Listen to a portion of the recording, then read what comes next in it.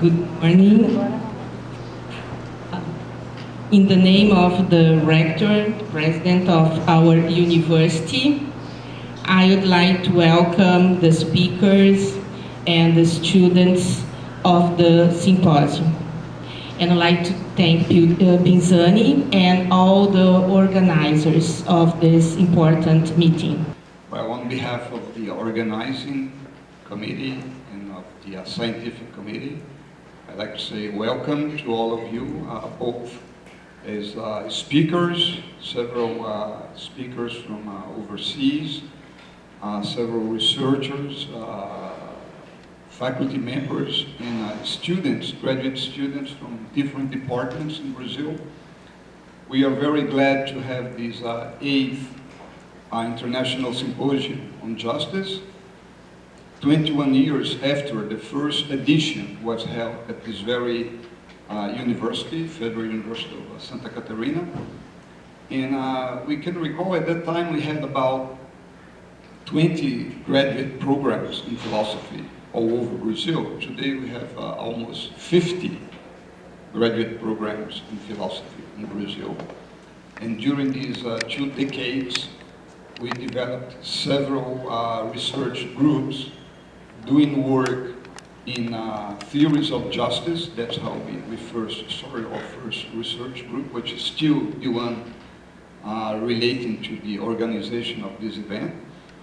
And then we had other groups doing critical theory, Hegel, Kant, Rawls, Habermas, Honneth, and different authors who contributed, now including also feminist critique, which contributed to theories of democracy. So as Professor Borges just mentioned, we are going through very difficult times in Brazil. Everyone knows about these upcoming presidential elections.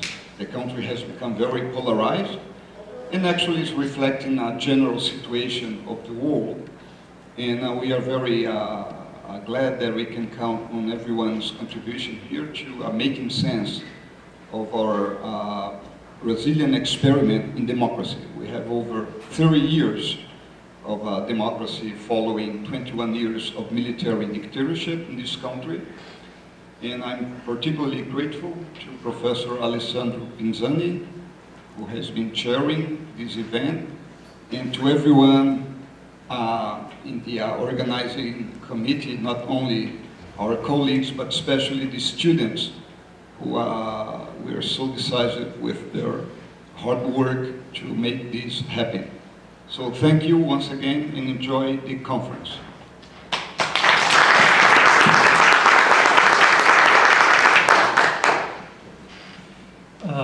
I will try to be very quick after these very moving words, I would say, also from Professor Maria de Lourdes and from Professor Nitamar. First of all, I would like to welcome you all once again to this event. It is a double event, as you can see also from the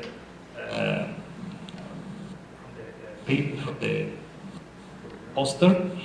It is in Humboldt-Kolleg, and it is the 8th International Symposium on Justice. So the 2 events are basically happening more or less at the same time. I would like to thank the organizing institutions, which are USCI, so particularly the Graduate Program in Philosophy of the Federal University of Santa Catarina, and then the Catholic University of Rio Grande do Sul in Porto Alegre, and the Deutsche Wissenschafts- und Innovationshaus of Portuguese Centro Alemão de Ciência e Inovação de São Paulo. Temos aqui um representante, a pessoa de Márcio Weichert. I would like also to thank the funding organizations, CNPq and CAPES, and most of all the Alexander von Humboldt Stiftung.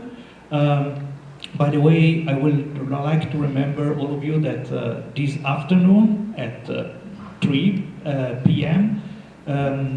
We will have a special presentation of the program for grants and interchange and international exchange by the German Foundation. So not only from the Alexander von Humboldt Stiftung, represented here by Professor Nita Maar, but also for the Deutsche und Wissenschaft Innovationshaus, DFG und DAD. So I strongly recommend that you participate in order to get some information about the possibilities for studying in German.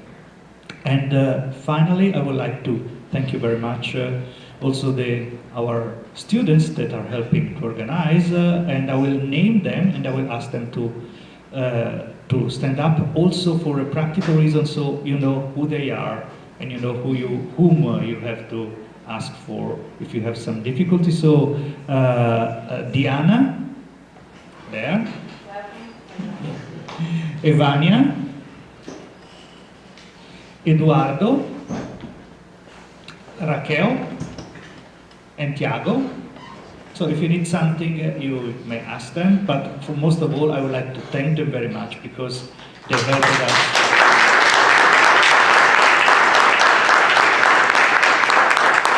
They helped us very much to organize this, along with Ennio Correa, who isn't here, but I would like to thank him nevertheless. So just a couple of words before we start with the proper event. Why this topic? Why we decide that the theme of the Humboldt-Kolleg and of the 8th edition of the symposium should be the 70 years of the United Nations Universal Declaration of Human Rights of 1948.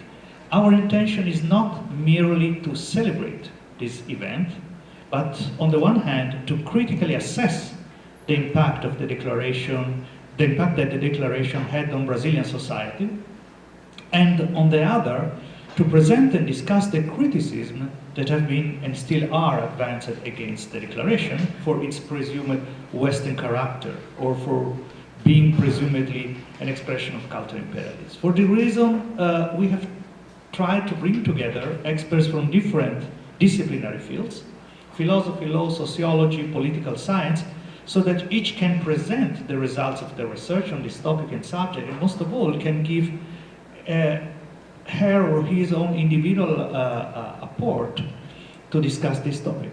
And we have heard that the topics of human rights in Brazilian society is still an urgent one, and I fear that this won't be just the case for Brazil. So, welcome to you all. I hope we will have a good event. Bienvenidos, bienvenidos y bienvenidos, ya que tenemos aquí hermanos argentinos. Bienvenidos a este Humboldt-Kolleg 2018 y a este 8º Simpósio Internacional sobre Justiça. Obrigado.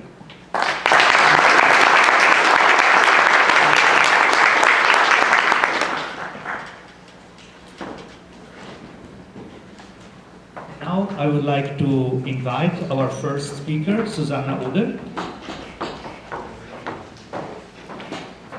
Zuzana Uhde comes from the Czech Republic. She works at the research program Global Conflicts and Local Interactions at the Czech Academy of Science, but at present she is also working at the Makerere University in Kampala, Uganda. The topics of her talk will be Beyond Borders of Human Rights, Transnational Migration and Global Justice. Zuzana, you have. Well, first of all, I'm really glad to be here, to have the opportunity to present my paper here, and I would like to thank all the organizers, and in particular Alessandro Penzani, to make this event happen. So, as suggested by the title, I want to connect this idea, human rights, universal human rights, with the issue and topics connected to transnational migration that we are now experiencing. Migration is a topic that resonates today in public debate and is high on a global political agenda. In the context of the European Union, the issue of migration contributes to further fragmentation and division among the member states. However, it is symptomatic that the debate concentrates only on migrants crossing EU borders. On the one hand, Migrants who stay outside the EU gates don't represent so-called migration crisis.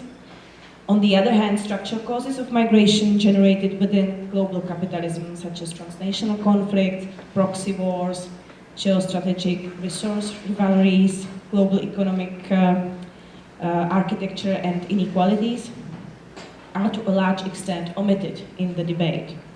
Political declarations highlighting the need to help in countries where migrants come from do not touch at structural underpinnings of the geopolitical and economic architecture.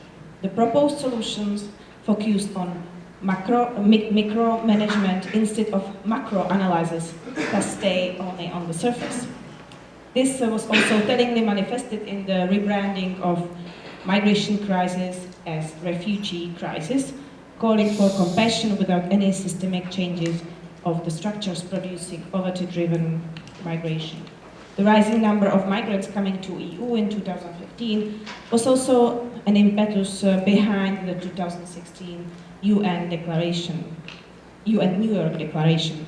While the currently prepared Global Compact on migration and refugees uses a strong human rights language, the reasoning behind is to control and significantly reduce migration, especially so-called economic migration, which is symbolically represented by a figure of African migrant. In the following paper, first I briefly draw the context of the international human rights regime vis-à-vis transnational migrants and challenge a distinction between refugees and economic migrants. In the second part, I discuss the political economy of transnational migration and focus on structural causes of transnational migration driven by contradictions of global capitalism. In the following step, I present the UN Global Migration Agenda and its shortcomings stemming from its foundation in nation-state-centered institutional framework. In the fourth part, I focus on the possibilities of extraterritorial obligations, partly embedded in the current international law, which are already politically acknowledged in relation to issues such as gender equity, although not yet fully realized. Finally, I outline an argument for a differentiated responsibility for global justice. In the first part, the following the international human rights regime formulates a relatively ambitious set of individual and collective rights. The realization of those rights, however, is only limited within the current nation-state-defined framework of responsibility for global justice, which prioritizes territorial sovereignty. Although one can rely on international conventions guaranteeing human rights and social security for people regardless of their citizenship, the migrants' lived experience shows significant gaps in their access to these rights and shortcomings of the international human rights regime. Moreover, international human rights regime excludes individuals who migrate for non-political reasons from the international protection of refugees.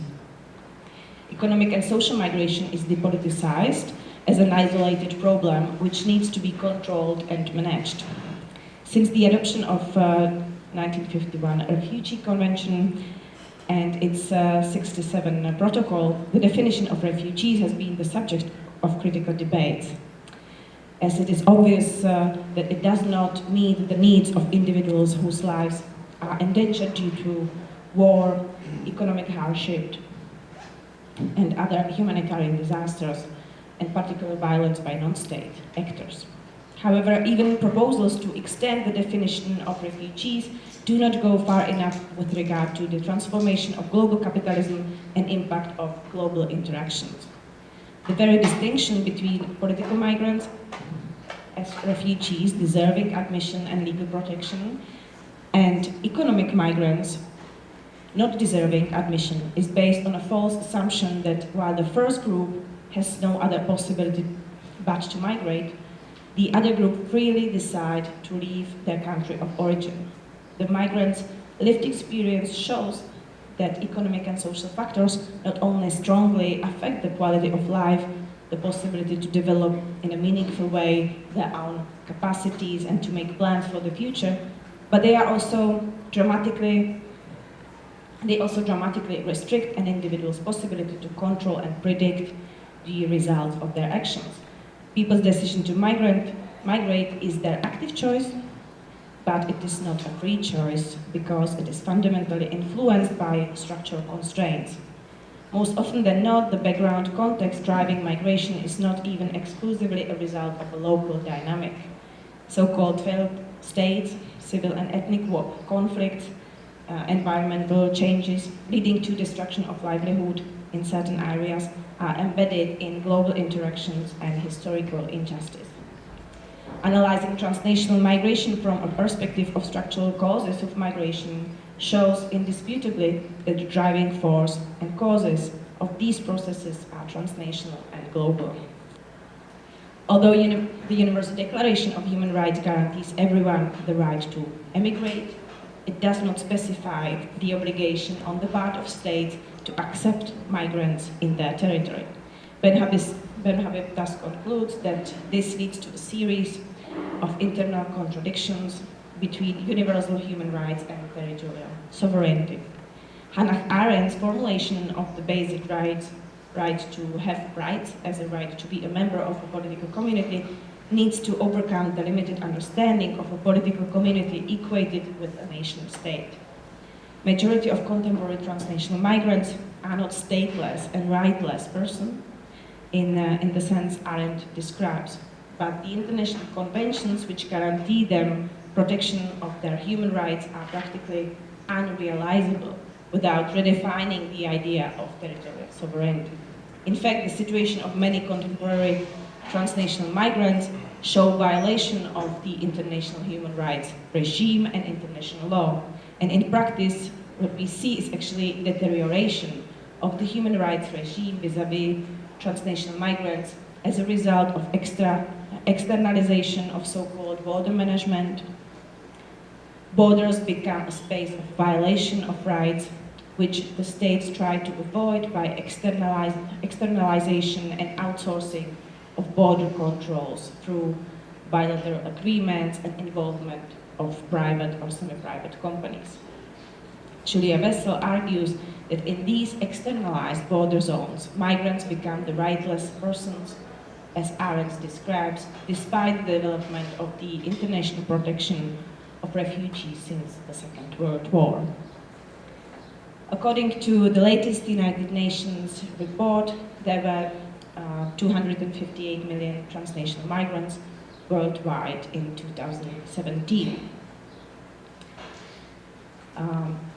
which represents 3.4% of the world's population. And although the number of migrants worldwide is rising, about half of all migrants remain in the same macro region they come from. So, for example, 67% of transnational migrants in Europe come from Europe. In Asia, it is 60%, and in Africa, 53%. When it comes to refugees, 85% of world refugees is hosted in developing countries, Turkey, Uganda, and Pakistan being countries with the highest number of refugees, who come most often from Syria, South Sudan, and Afghanistan. The transnational migration statistics thus show that migration is distributed among the world macro-regions more evenly than it's commonly assumed and presented in most alarming media coverage. Moreover, in 2017, only 64% of those 258 million migrants lived in high-income countries. Nevertheless, migration from poorer countries to wealthy countries attracts more political attention and determines the political responses. The discourse of migration management is rather a euphemism for increasing fortification and militarization of border enforcement. Social anthropologist Nicholas Degenova argues that border violence and large number of deaths of migrants, mainly from Africa in the Mediterranean Sea, is not a result of accidents, but a predictable consequence of the EU immigration law. Those who survive the journey are then subjected to detention and deportation or are caught in illegality, as there are very limited options to arrive to the EU countries legally, given the fact that economic and social reasons are dismissed as legitimate reasons for migration. He claims that the border spectacle only masks the productive role of borders, which produce subordinate, illegalized migrants who are exploited as cheap, disposable, and deportable labor power. But at the same time, this cheap labor power is quite indispensable in many labor market sectors. According to him, the increasing fortification of Europe systematically produces subordinate inclusion of second-class migrants and becomes a mechanism of new racial formation of European whiteness built on colonial and post-colonial history and redesigned by the global capitalism. The phenomenon of economic and social migration shed light on the functioning of the global economic system and also the complicit role of the institutions of the nation state. Coming to my second part. Today, intensifying global interactions make social relations and global risks more interconnected, with processes and actions in one part of the world having a significant impact elsewhere. Migration and unstable transnational financial markets are an illuminating examples of this social dynamics. Leslie Sklair argues that it is important to make a distinction between generic globalization and capitalist globalization. While capitalist globalization represents one particular historical form of globalization which is associated with a whole array of negative consequences, in general, some global interactions are needed in order to address global structural injustices created by global capitalism. The scope of a more progressive form of social organization and political institutions needs to correspond to the level on which today's conflicts and injustice are generated. To formulate a response to transnational migration requires analyzing the workings of global capitalism and uncovering the structural sources of transnational migration.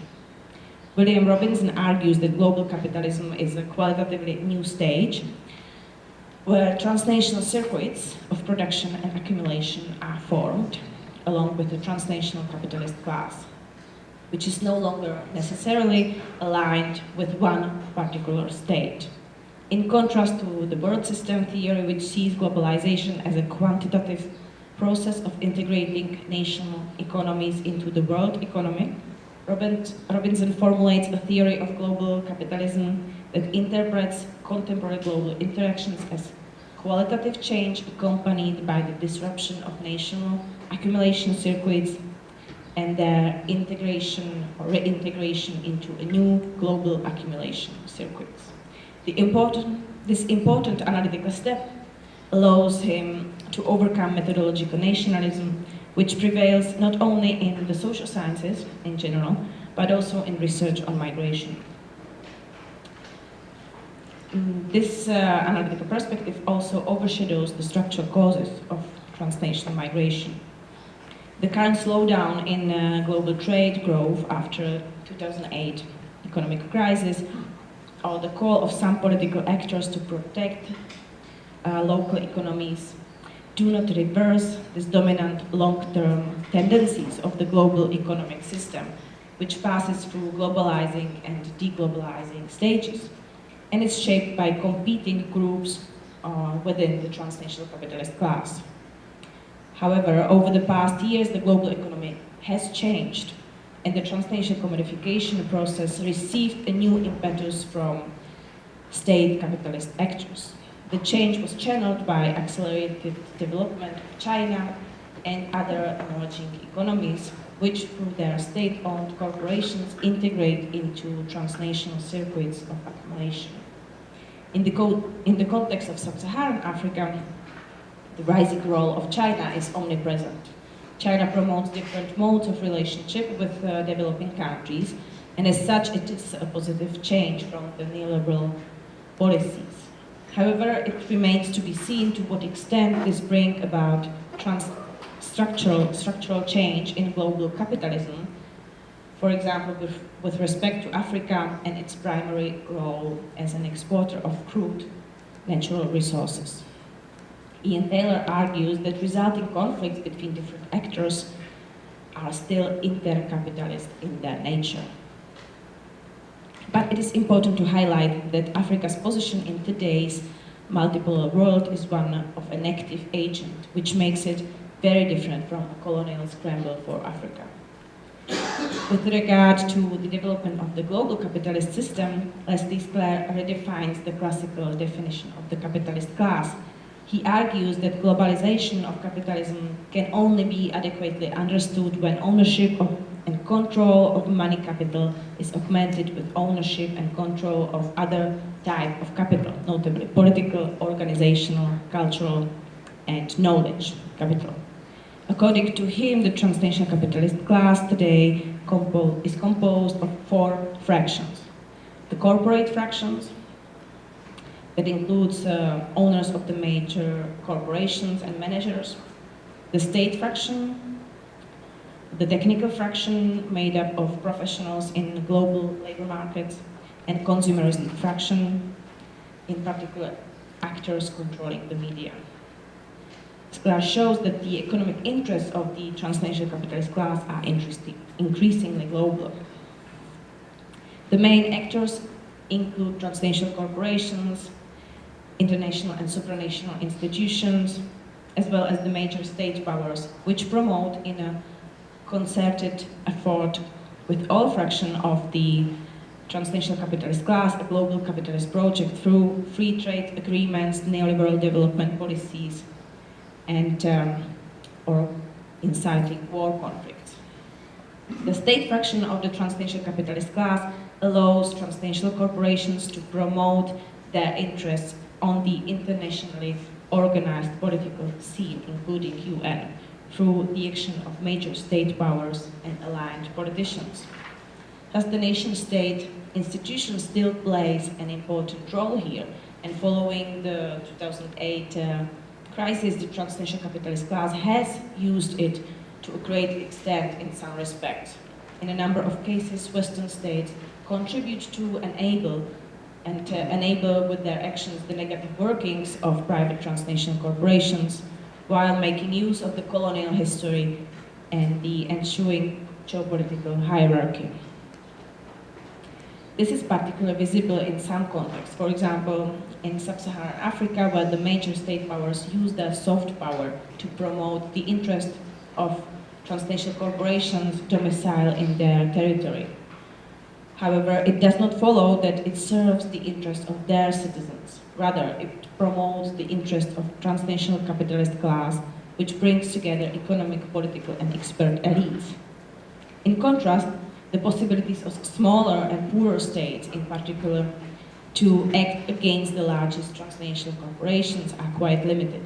In the current globally interconnected world, nation-states cannot always guarantee human rights of people within their territory. From a long-term historical perspective, the development of capitalism is coupled with conquests, and this military aspect is now undergoing transnational transformation too. The spatial conquest of new markets has been replaced by the creation of new markets which are connected to military interventions and repressive measures. Robinson argues that militarized accumulation does not simply foreshadow a new era of imperialism. Commodified warfare serves the interests of private and semi-private economic actors. Repressive practices against undocumented migrants, border security and control, detention facilities, and other related migrant business are part of this militarized accumulation. Civil conflicts and war, which sparks displacement and migration, are often falsely interpreted as if they are exclusively the result of internal dynamics and ethnic conflicts. However, causes of such political violence are historically embedded in global geopolitics and exacerbated by within global capitalism. There are a number of research studies which support this. Alison Ayers showed this argument through the case of Sudan. Daniel Robichaud analyzed the embeddedness of the Syria conflict within global capitalism. The conflicts in South Sudan and Democratic Republic of Congo are another examples of overemphasizing ethnic conflict and failed or even non-existent state institutions, while downplaying the impact of global capitalism and geopolitics of extractive industry. Even the establishment of a separate state of South Sudan was motivated by the interest of key global players in oil reserves and other natural resources on its territory. The following civil war is rather a consequence of these global interactions than simply an internal power struggle. Raul Sanchez de la Sierra showed a link between a rise of price of coltan on the international commodity market and resulting sparkling of violence in Eastern Congo. In general, analysis of transnational practices of global capitalism show that they bring about consequences such as increasing global inequalities and poverty, transnational conflicts and wars, deterioration of public services and governance, global risks, including environmental risks, which constitute structural causes of transnational migration. Global interactions create not only inequalities and conflict, but they also open windows of opportunities for actors to extend the scope of their social struggles beyond the nation-state borders. I argue that the critical analysis of capitalist globalization, which produces structural sources of transnational migration and against which marginalized migrants struggle in their everyday lives, is the first step in articulating normative proposals. However, the analysis of transnational and global structural injustice and the formulation of responses to them require a revisiting of the current prevailing view of the world seen exclusively through the division into nation-states. This is referred to as methodological nationalism. It represents an often hidden assumption of the social sciences that it historically treats the nation-state as a self-evident unit of analysis of processes and phenomena. Methodological nationalism reflects and also at once legitimizes a similarly inadequate practice of real politics, which places the responsibility for global justice within the borders of nation states. From the point of view of methodological nationalism, migration appears to be a problematic deviation from the norm. Alex Sager, a political philosopher, argues that political theories, especially he focuses on Anglo-American tradition, when dealing with migration have, for the most part, adopted the cognitive bias of methodological nationalism, and as a result, the predominant focus is on immigration. Categories such as citizens, immigrant, emigrant, tourist, brain drain, respectively, are according to him embedded in the paradigm of methodological nationalism without this being reflected in political theories. The distinction between migrants and expats then includes a symbolic distinction between the undesirable migration from poorer countries to the richer ones and the desirable migration of experts from richer nations.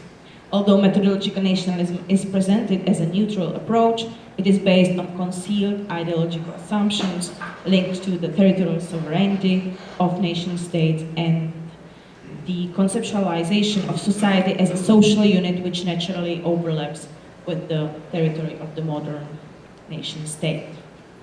Ulrich Beck, one of the main critics of methodological nationalism, suggests that we need to elaborate a different analytical approach, which he calls methodological cosmopolitanism. Methodological cosmopolitanism in the social sciences zeroes in on global interactions that bring about new forms of sociability, the transformation of the role of nation-states, as well as transnational economic, political, and cultural practices, their unintended consequences, and associated risks. However, from the perspective of methodological cosmopolitanism, one can also examine the local and national dynamics in its complexity. It does not delineate the subject matter of research interest, but rather analytical starting points from which a particular issue is explored. This approach works with the definition of a cosmopolitan society in which the universal concept of humanity is consistent with partial solidarities and national and local ties. In this framework, one can thus approach migration as a legitimate movement of people who respond according to resources they have to the external conditions, the influencing of which is beyond the possibilities of their individual actions. These external conditions are the products of the actions of many individual and collective actors in a globally interconnected world, and the unintended consequences of those actions, which implies shared responsibility for dealing with the consequences that have materialized in other parts of the world. Methodological nationalism in the social sciences and real politics overrates the responsibility for the elimination of social inequalities and the fulfillment of human rights on the part of individual states in relation to their political citizens and within their territory, while it sidelines the responsibility of, on the part of transnational corporations and other non-state actors. Social conflicts are misinterpreted as conflicts within nation states, with the transnational causes and contexts of these conflicts being overshadowed. This is also imprinted in the UN Global Migration Agenda. Today, UN Global Migration Agenda has been forming especially over the last decade. The momentous point was a signature of New York Declaration in 2016, which marked the beginning of the preparation of Global Compact on Refugees and second Global Compact for Safe, Orderly and Regular Migration. Both are to be agreed upon at the UN Intergovernmental Conference in Morocco in December this year. In February, the zero draft of the Global Compact for Migration was published, which is now being negotiated and finalized. While the zero draft deals with very important issues such as family reunification, renunciation of migration detentions, human rights of migrants regardless of their migration status, etc., it is telling that there is no reference to the International Convention of the Protection of the Rights of all Migrant Workers and members of their families, which was signed in 1990 already, but entered into force only in 2003 after reaching the threshold of 20 ratifying states. And so far it was ratified by 51 states, mainly from Western and Northern Africa and Latin America, but no Western states. While the International Convention is a binding document for ratifying states, the Global Compact will be only a non-legally binding, voluntary cooperative framework. Simultaneously, the Comprehensive Refugee Response Framework as an operational pillar for UN Global Compact on Refugees is being prepared. In Sub-Saharan Africa, this framework is being applied in Kenya, Uganda, Ethiopia, Zambia, Djibouti, Chad, and Rwanda. For example, Uganda is the country hosting the largest number of refugees in Africa, about 1.5 million, who come mostly from DRC and South Sudan. Conflicts in both countries are significantly entwined with international and global geostrategic interests and disputes motivated by the desire to control and exploit rich natural resources of the region. While often presented as results of civic conflict between local ethnic groups and a failed state controlled by corrupted governments, the history of these conflicts start with the colonial past, post-colonial interference and its aftermath, and conflicts over control of natural resources among transnational corporations tied to main global powers. People who migrate for economic and social reasons have brought these contradictions to light. While the global poor and the victims of war conflicts die in remote corners of the world, migrants, with their act of migration, express their critique of the current global arrangement and claims for recognition and respect for their human rights.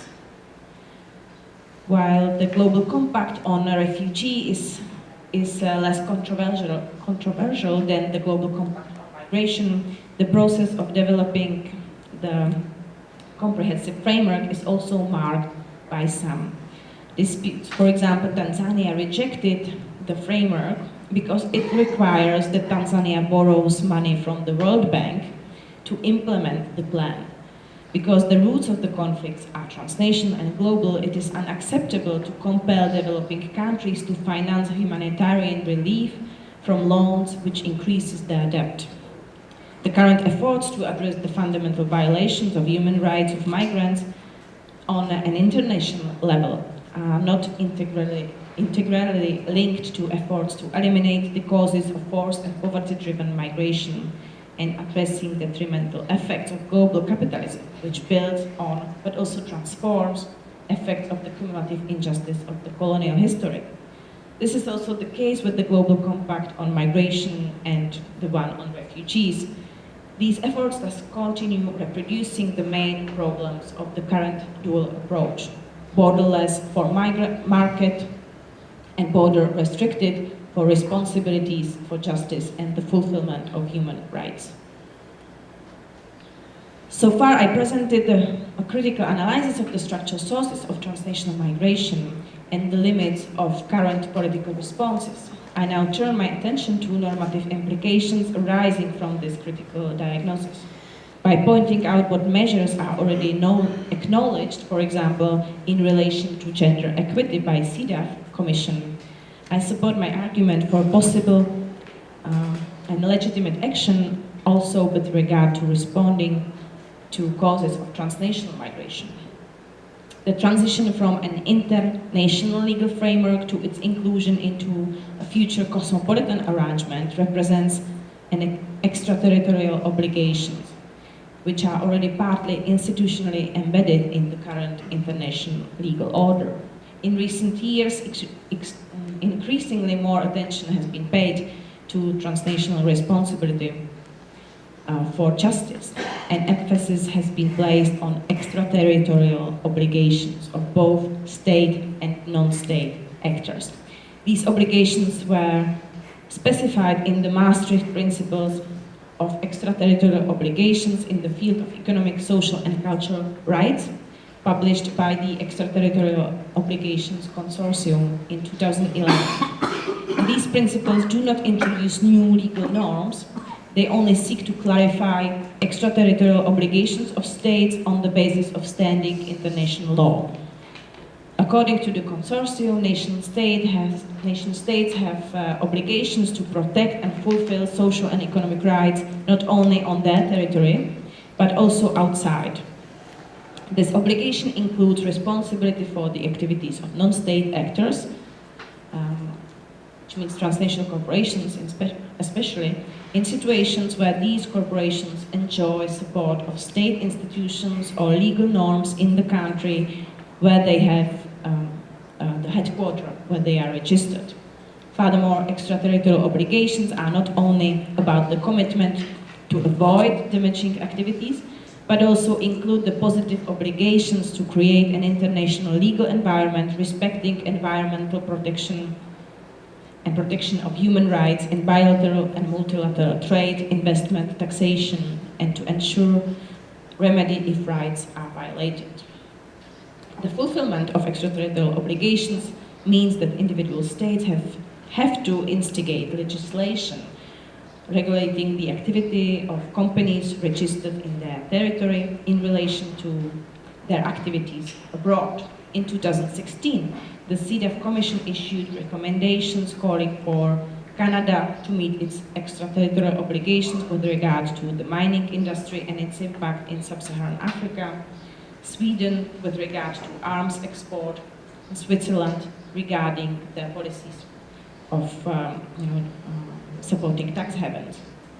In 2017, the CEDAW Commission called on Norway to comply with its extraterritorial obligations and to re-evaluate its Arctic oil and gas extractions with regard to the environmental consequences and the negative impact on the fulfillment of human rights.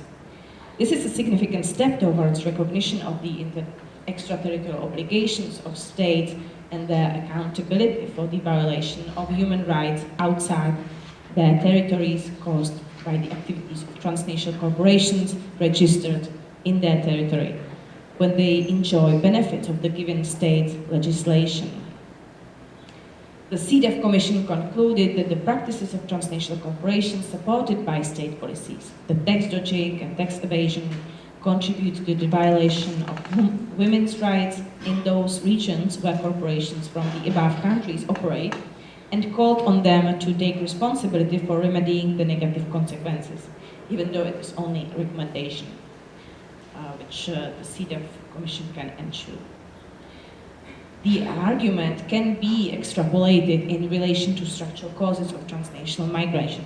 The practices of transnational corporations in many industrial fields, in particular transnational extractive industry and arm industry, as well as tax dodging and tax evasion enabled by offshore practices and tax havens, contribute significantly to social and economic deterioration in countries from which many transnational migrants come. Countries where these transnational corporations are registered have extraterritorial obligations to adopt policies which prevent these activities and remedy their negative consequences. Fulfillment of extraterritorial obligations, especially of wealthy states, is the first step to address the structural causes of transnational migration, which nonetheless still operate within the state framework delineating responsibility for global justice. At the same time, it heralds a step more ambitious than proposals calling for a redistribution of unequally shared wealth without changing the structures of global capitalism. If there is a strong pressure on individual states to fulfill their extraterritorial obligations with respect to the consequences of the activities of transnational corporations registered in their territory, the state parties would be more inclined to adopt cosmopolitan legally binding rules that would regulate the activities of transnational corporations with respect to human rights.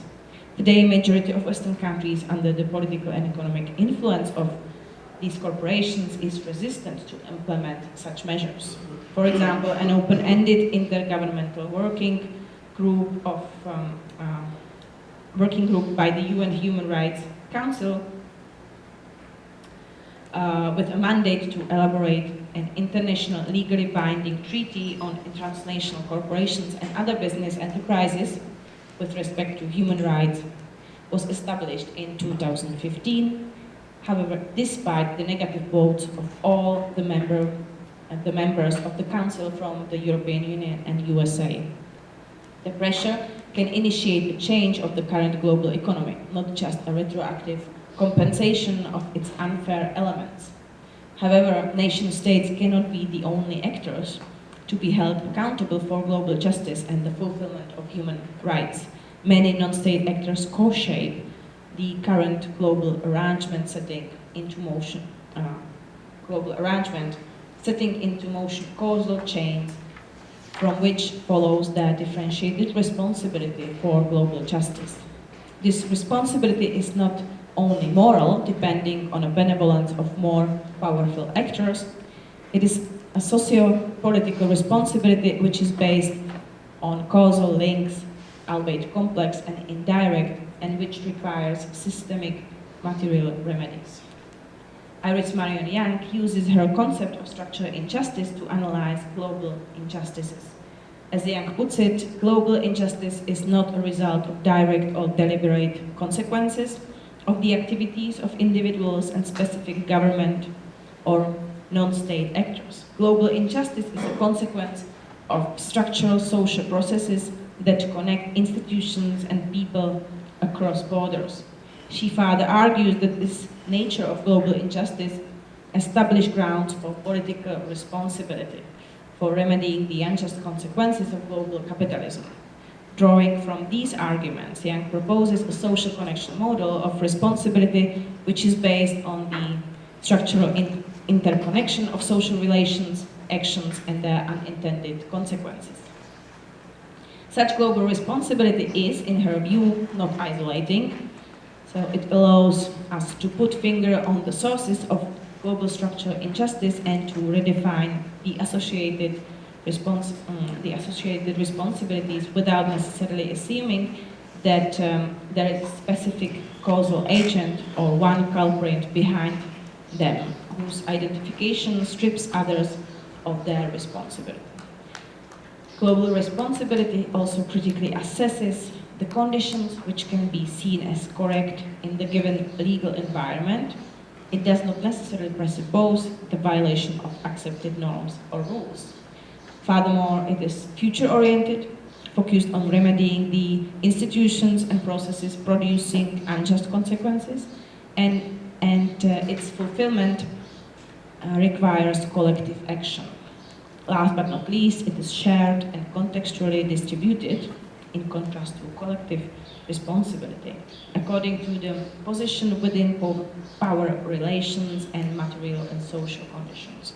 Specifically, Young highlights 4 parameters of this contextual distribution of responsibility, which is power, privilege, interest, and collective ability to implement a change. Her model applies the perspective of methodological cosmopolitanism, even if she herself does not use this term. She ascribes differentiated responsibility at the distinct levels to respective actors, both state and non-state ones, transnational corporations, transnational organizations, etc., but also in a differentiated way to individuals as consumers and citizens. Institutionalized extraterritorial obligation mechanisms provide citizens of democratic states with a formal instrument through which they can demand that their political representation comply with the obligations of global justice. But also the political community of citizens is differentiated according to power, privilege, and ability to enforce a political change. Not everyone bears the same degree of responsibility, though she also argues that neither victims of transnational injustice are exempted from their share of political responsibility, which distinguishes this kind of responsibility from the liability model. Because they have interests in structural transformation, they also have responsibility to act together towards this change. However, I suggest that in interpreting their action, we shall acknowledge also social struggles outside organized political collectivities, which are often overlooked. Transnational migrants' everyday actions, from their decision to migrate, the manipulation of available resources and legal options, to their critical distancing from being treated as a second-class people, is an expression of their lived critique of the global capitalist system and the nation-state-centered institutional framework in which they are caught up. Although many of their struggles do not take the form of traditional political protest, migrants develop everyday strategies to navigate through the system, which are an expression of their everyday struggles. At the same time, one must keep in mind that most citizens in wealthy countries enjoy, in a differentiated way, material benefits arising from the unfair setup of global trade in the form of a higher consumer standard, and are therefore not too keen on enforcing extraterritorial obligations. And even the least privileged groups of citizens generally enjoy some privileges over migrants, although this seems to be true only from a short-term perspective, because a deterioration of labor rights and social standards constitute a race to the bottom. Moreover, since transnational corporations are not necessarily attached to just one country, there is also a need to redefine a cosmopolitan framework that will set the legal constraints and outline responsibilities of influential global economic actors. In the current international regime, this must be pushed through by state parties. Nevertheless, the released Panama Papers and Paradise Papers document on offshore practices points to the extent to which transnational corporations influence democratic political representations and prevent the enforcement of mechanisms for controlling transnational corporations and the enforcement of their responsibility for human rights violation. So to conclude, I would like to stress that when the causes of current migration are transnational and global, not exclusively international, it follows that the response to them requires the institutionalization of political and legal solutions at the same level from which they rise. The current efforts to address the fundamental violations of human rights of migrants on an international level are not integrally linked to efforts to eliminate the causes of transnational migration. And this is also the case with the latest effort in negotiating UN Global Compact. These efforts are thus continuing to reproduce the main problems of the current dual approach: borderless in relation to the main economic actors and border restricted in relation to responsibility for justice and the fulfillment of human rights. While the detailed development of the concrete distribution of and implementation of the differentiated responsibility for global justice requires a further analysis, my aim was to put forward an argument which lies at the beginning of such normative analysis, an acknowledgement that to deal with the causes of transnational migration requires moving beyond the current nation-state-centered framework in defining responsibility for global justice. The analysis of structural injustice in relation to transnational migration shows that the current nation-state-defined framework of responsibility for justice fails. Although the UN Global Compacts are presented as groundbreaking, their foundation on territorial sovereignty prevents them from being a progressive tool for enforcing migrants' rights. Transnational migrants are among the most vulnerable groups for whom it is even difficult to enjoy transnationally recognized human rights that they are formally guaranteed. Moreover, today we see even a deterioration of the enforcement of human rights of migrants when wealthy states externalize their border control in an effort to bypass their human rights commitments. Nevertheless, these commitments are usually limited to granting an access to asylum procedure, which excludes contemporary migrants leaving for economic or social reasons. While these reasons are embedded in global interactions and conflicts that are co-shaped by powerful actors within global capitalism, they are disregarded as legitimate reasons for migration. Increasingly restrictive measures of migration policies worldwide implicitly define people's mobility owing to these reasons as a free choice or a result of a failed state and thus an internal matter of that state. Of course, this hypocritical approach conceals the causal relations of states' actions and transnational corporations domicile in their territories. I argue that transnational migration is inherently connected to the institutional workings of global capitalism, which gives rise to political responsibility of different actors, while the extension of arguments for application of extraterritorial obligations of states as a response to the structural causes of transnational migration is a first step, which is already partly institutionalized within the agreed upon international law. Ultimately, the political responsibility needs to include also non-state actors and depart from the border-restricted definition of responsibility for justice. Moreover, I would like to stress one last point.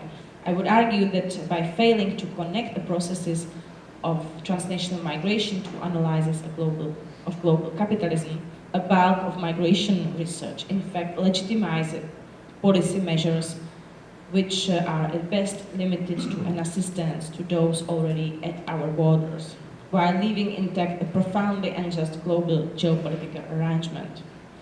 Nevertheless, the unjust political economy of global capitalism will continue to generate cross-border movements of persons in spite of the current tendencies to tighten border controls and restrict transnational migration. This inherently implies also the need to connect discussions about migrants' rights to a broader discussion of global structural injustice and its remedies. And perhaps, well, maybe surprisingly, this simple suggestion is often overridden by disciplinary fragmentation of the social scientific research. Thank you very much for your attention.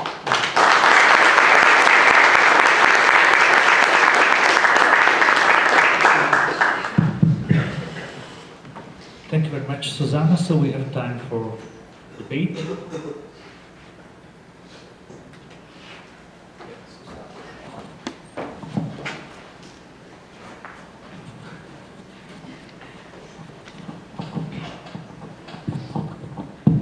Professor Uhde, thank you for your exciting and informative talk. And I just want, I don't know if my question will make sense because it has nothing to do with responsibility, but it goes back to your characterization of the political economy of transnational migration. And I was left thinking if in that characterization of a transnational character of capitalist globalization, we should not also add another category, and indeed the transnational regime of exploration of working force, labor force. I think when you started explaining and showing your characterization, it was like I was left thinking, then why do, from a social sciences perspective, we should not think that this new regime of global transnational exploitation, why do we should not think that in this new regime it is also good for the new dynamics of the system that people stay where they are? That why do they indeed migrate when for social and economic reasons this new dynamic of exploitation and this new dynamics of capitalism, of global capitalism, should also profit from their staying where they are in low salary countries and so on. But this question is not mainly about the exploitation of working force, but also it's a question about your methodological approach that you're based on Ulrich Beck, the cosmopolitan, and so on. And I was thinking, and this is actually the background of the question, how new is this methodological cosmopolitanism? And in which sense does it really can leave aside such traditional categories, traditional methodological categories of political economy, like exploitation and like the dynamics of the working class and their relation to the capitalist class. So thank you again.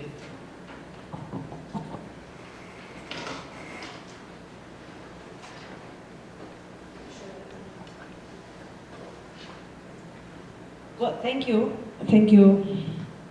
for the question. Maybe I will start from the end. This methodological cosmopolitanism. I know that Beck uses sometimes very much the language of novelty, everything what he adds, and it is a bit overstressed in his writing. So I don't think that it is entirely new, and I didn't even I don't even understand it as an approach which would construct all the new conceptual tools, because as I said, it is an analytical perspective. It is like a vantage point from which you approach some issues, and you mentioned the concept of exploitation. Well, of course, I think it is still valid and important conceptual tool. So, and it is, in my understanding, it is possible to develop an analysis of transnational exploitation regimes from a perspective of methodological cosmopolitanism. And the point is actually to start from the idea of interconnectedness of the world and different places of the world, even though you still take the institution of nation states as an important institution which influence today's workings and political dynamics, but it is not necessarily the only unit which, from which to look at the issues. So this was the issue of methodological cosmopolitanism. And then I'm sorry, I am not really entirely sure if I understood the previous part of your that so that I should focus more, or why I didn't focus more on the transnational regime of labor force and exploitation of labor, and that it is also beneficial for migrants to migrate to. Not migrants, but it's beneficial to the dynamics of this transnational capitalist globalization that sometimes is temporary. They are. So that the countries can exploit it in their countries. Yeah, so that they do. Well, yes, it just. I mean, you know, there are many activities of transnational corporations which take place, you know, in different parts of the world, and of course, you know, there are, you know, their activities are there for a reason. You know, it's also beneficial to them. And well, what I wanted to say is that the transnational migration is like an unintended consequences of many of these actions. You know, it is not a result desired necessarily, but it is inherently connected to these dynamics. So, yeah. And then reach.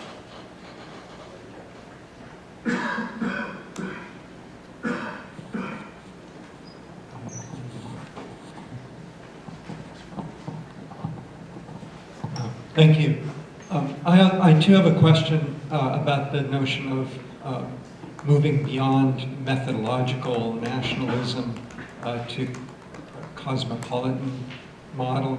I mean, this is, of course, at one level the earlier debate from methodological individualism to methodological holism, right? Whether we start with rational agents or start with structures. But I think it's often confused with a normative conception. So you might talk about normative individualism and normative nationalism. And so if methodological cosmopolitanism means we have to look at structures, that's fine. That's, I think, not new. I mean, it's still much debated, and I agree with the things that you've been saying. But to call it methodological cosmopolitanism, I think, confuses now the question of assessments of normative responsibility. And causal structures alone won't establish that for us. We need to make normative judgments about who should be bearing the costs for different policies, whether they fall to individuals, whether they fall to nation states, whether they fall to non-state actors in the way that you are sketching. And that just seems to me a quite different question. How do we assess normative responsibility?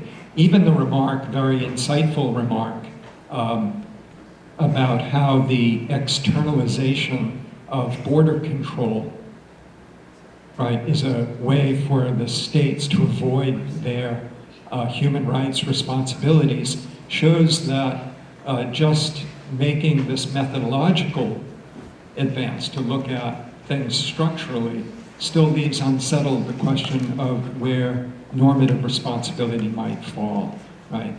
Interconnectedness is a term that allows still a very wide open possibility for who has to bear costs, responsibilities. I mean, it's a silly example in legal theory, right? Does the driver who is driving the car on a wet road, right, who has a causal role now in the accident, bear responsibility? Or does the tire manufacturer, right, who didn't make tires that would be secure on wet roads? Or does the car dealer? All of these figures have causal responsibility, but it doesn't yet tell us at a normative level who should be bearing costs or responsibilities. I completely agree with you too, is one that Iris Young's notion of differentiated citizenship and differentiated responsibilities will be very important for how we should think about distributing these rights and responsibilities. I'm just skeptical that we'll get it by starting with structural or other notions of causal responsibilities. I want to draw a stronger distinction between causality, that's very important for explaining things in social scientific explanation, and then assessments of normative responsibility. Who should be bearing or assuming the costs? It may not always work out in terms of who is most causally responsible. That already sort of mixes the two ideas together, I think.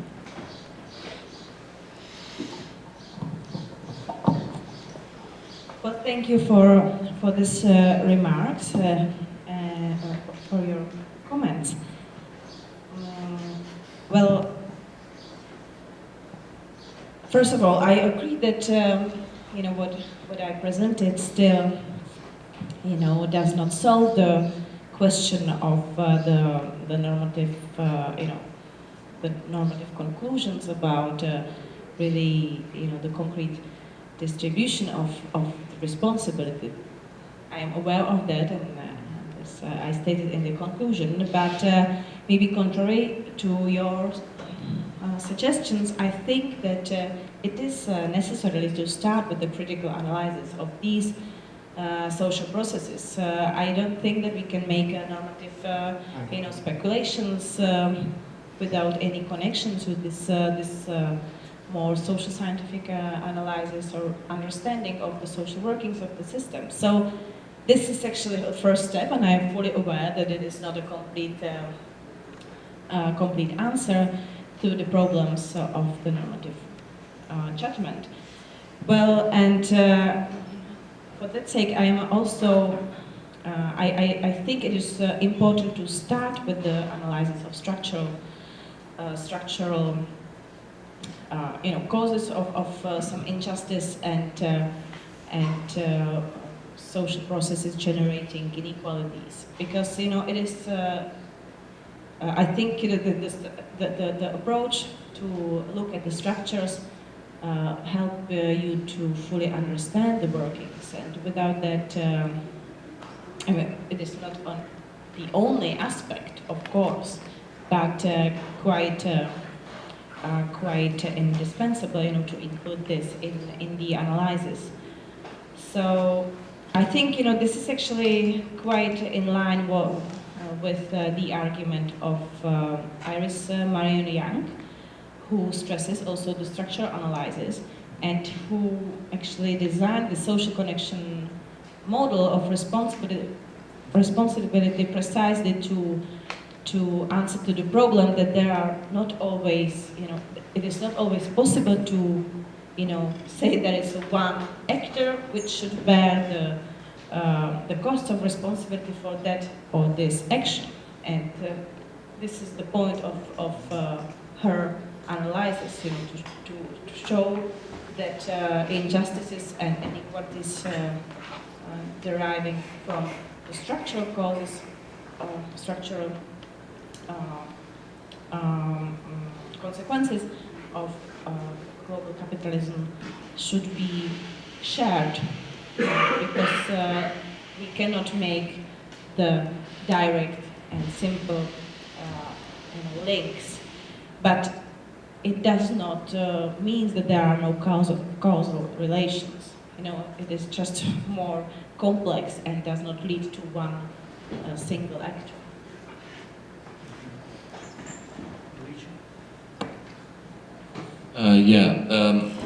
I guess I also have a question about the normative foundation of your approach. as distinguished from the characterization of how much interconnected is our world, which is something that social sciences sometimes is a pain at recognizing. So in particular, I'd like to focus on your criticism of the distinction between refugees and economic migrants.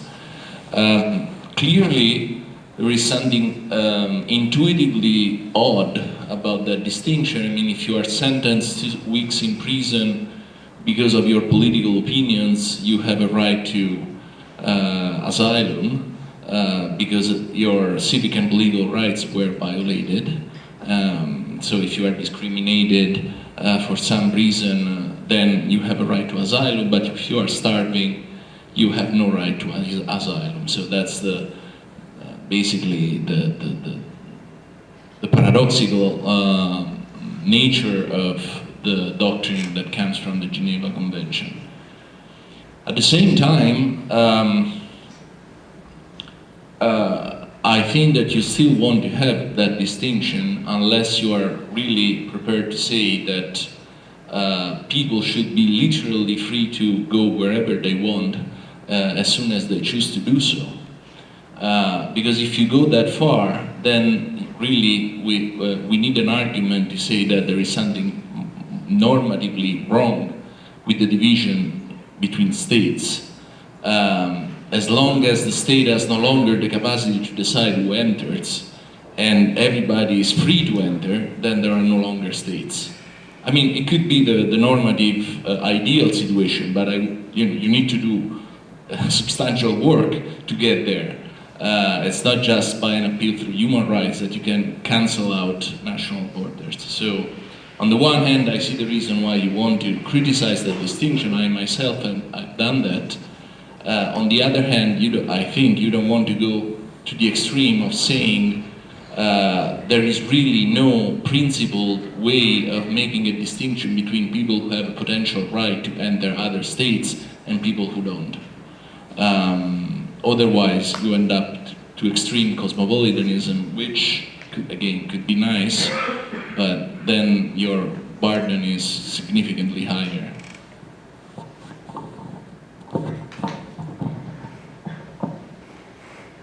Well, first, the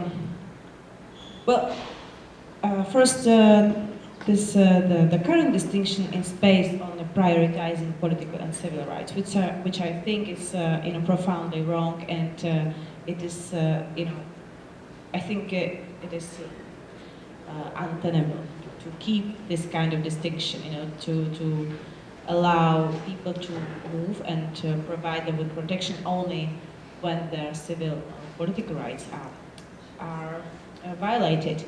So even I still think that it is quite possible to enlarge the distinction of to enlarge the category of people who are entitled to protection also for economic and social reasons, and still not to sign up for the ultimate open borders argument. Well, so this would be something which actually I think we can still make, which is compatible with my argument in this paper, even though I think that this distinction, well, this understanding that people are not, that there is something wrong with having, with letting people freely to move, because it is based on the historical contingent of creation of nation-states borders. Well, I use the context of sub-Saharan Africa. The states and the state borders are completely artificial there.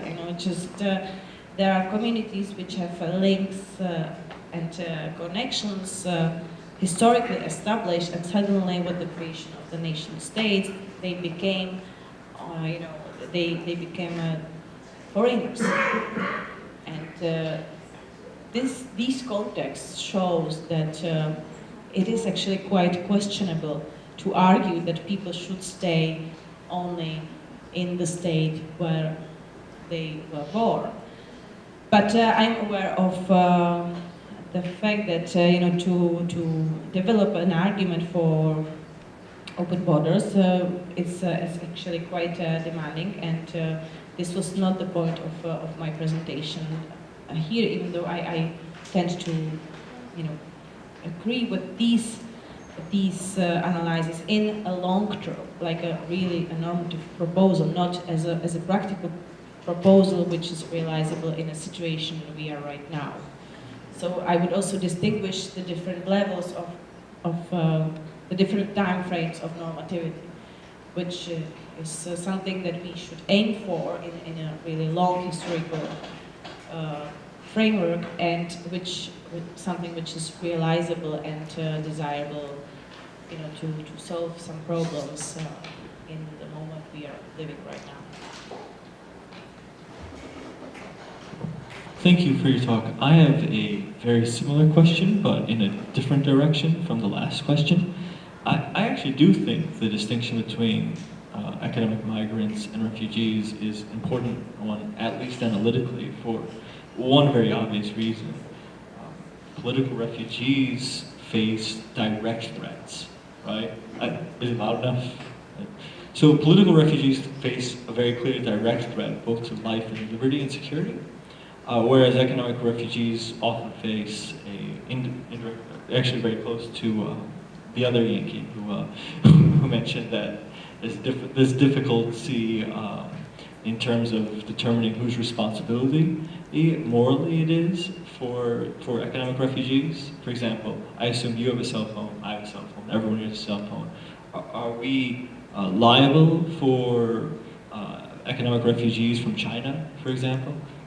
So I think that economic refugees at least have a less obvious claim to the same sorts of rights that we give to political refugees, because it's an indirect threat to their life and liberty.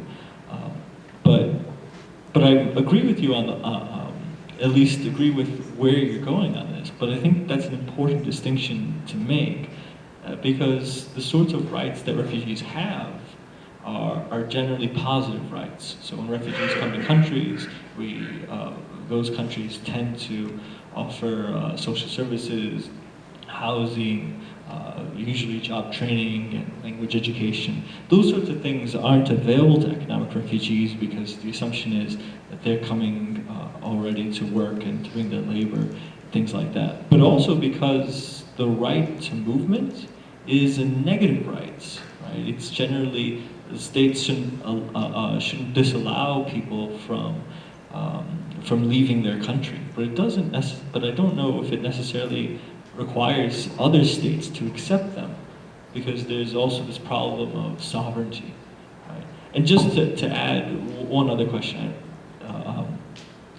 is that there could be solutions to these sorts of transnational migration. You gave some at the end of your presentation that aren't accepting refugees, but some solutions are sometimes morally questionable. So, for example, Israel's solution of paying refugees to leave their country seems, at the very least, morally questionable, right? So I wonder what you think about a solution like that. If someone were paid to leave their country, to go to another country and be a refugee there.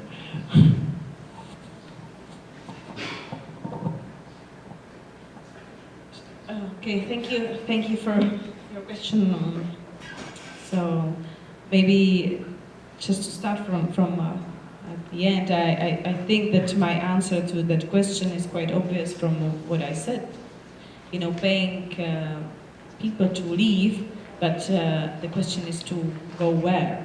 This is just, like dealing with the migration as a politically hot potato, just, trying to move people to a different state, beyond your own borders, and then, let the other states to deal with this. So it is not really a solution in a full sense of this term. But coming to your main question that, or comments that you think the distinction between political migrants as refugees and economic migrants is important because the political refugees face direct threats. Well, I think this is actually a questionable assumption because I think that social and economic motives and reasons for migrations may actually be motivated by quite a direct threat. And to make this distinction that we should protect political rights in the first place, while the social and economic rights are coming only as a second, it's just a very ideologically based assumption which is not really possible to support with any empirical proofs. Well, I will come to that more. And at the same time, political refugees are not really understood. Well, if the direct threat comes from non-state guerrillas groups, it is not usually understood as a direct threat which bases the asylum protection, because it is argued that the state should protect the rights of those people, eliminate the guerrilla wars. So this is also an example of the limits of this understanding of political refugees. But I think that the economic and social reasons are quite, existentially pressing and can be can present as direct threat as the political motives. If you're facing the starvation of your family, is it a less pressing issue? Well, maybe not a direct threat in terms of starvation right now, but the impossibility to feed your family, the malnutrition of your children, the threat that they will not be able to develop properly, while they are young because of the bad nutrition. It's quite direct threat, I would argue. And you just point that I have a phone, you have a phone. Does it mean that we are reliable to Chinese workers? No, but we are responsible for being part of this global dynamics, which is profoundly unjust and creates these unjust consequences. And we are also, responsible for many of the wrongs in this interconnected way, which are happening in the DRC, where the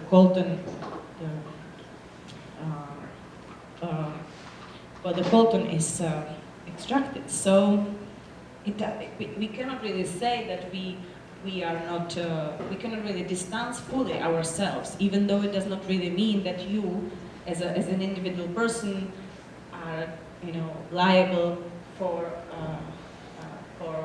particular and concrete wrongs. But it makes us part of this dynamics. Last question, Christoph? Yes. Quickly. I'm very sympathetic with your plea for free movement. That's very important human rights, and it's very important also sometimes to conceive human rights more radically than they are practiced. But I ask myself whether it's fully consistent, and I'd like you to think it through into the end. I begin with an observation. You referred to Marxist analysis of exploitation, and you invoked distributive justice. Fine. Against the capitalism of open border, you said the problem is that there is borderless market and border restriction for responsibilities for justice. I notice in the current political debate, for instance in Germany, that there is a strong left-wing movement for closing borders, for instance, Sarah Wagenknecht. There is a strong left-wing movement for closing borders. At the same time, those who were the most favorable to the immigration of the refugees, 1 million, among those who were the most favorable, not the only one, there were the Green parties, etc., but also the business corporation, because of the lack of workers, or because you could say because of a will to lower the wages. And actually it is, now I don't refer any longer to a politician, but to a theorist, with Philippe van Parijs.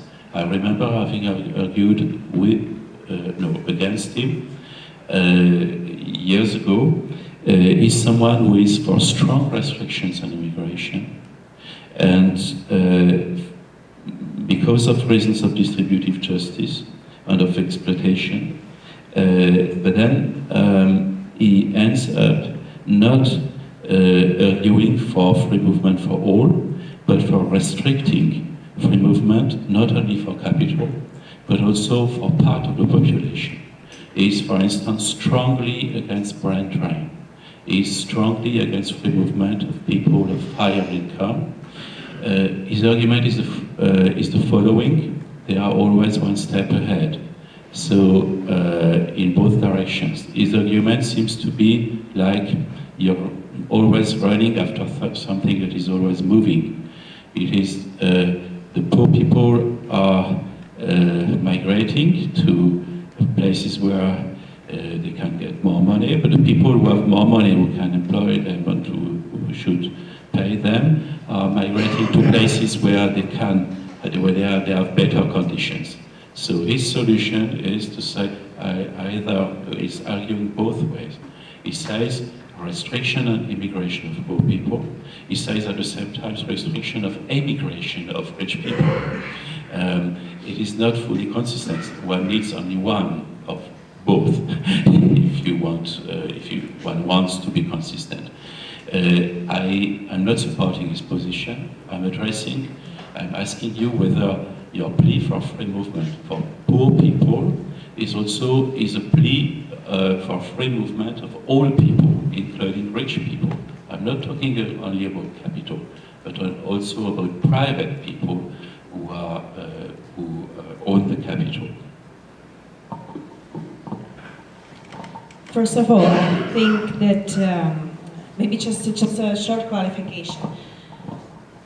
Well, at the beginning, it was at the beginning of my paper, what I presented was more descriptive, analysis. So when I referred to this double approach, borderless of markets and border restricted for migrants, I think this is it was not a normative statement. It was a description, and that's why I also presented, that the global economy is going through globalizing and deglobalizing phases, so that the current political arguments are not necessarily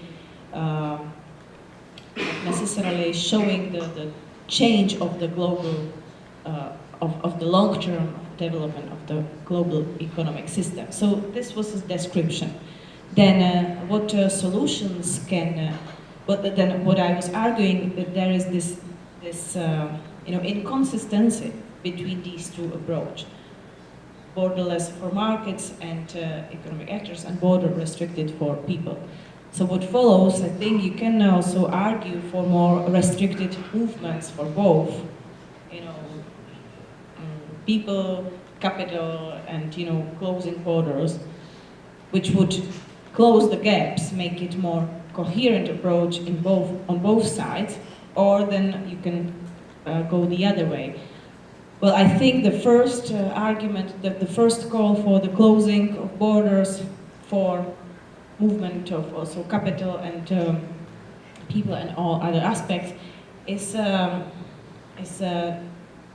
not realizable at this stage of the development of our civilization, world civilization. It is quite hard to imagine that we would really close the borders, which would also mean that we will not import the products from the far places on our planet, and there will be all sorts of consequences, which with this stage of technological development and internet development and e-commerce, it's quite hard to imagine that something like this can happen. And then the final question you posed, that if I'm advocating also for the free movement of experts, of elites. Well, I think they have quite free movement. I mean, not fully formally guaranteed, but if you hold a certain passport, privileged passport, speaking globally, then you are quite free to move. Even though you may face some harsh immigration procedures, which can give you headaches, finally, the probability that your passport will be accepted is quite high. So the limit for this group of people is quite small. So I think, again, from a descriptive perspective, these, the elites have quite free movement in today's world. So there is still this gap between marginalized migrants and the elites. Thank you very much.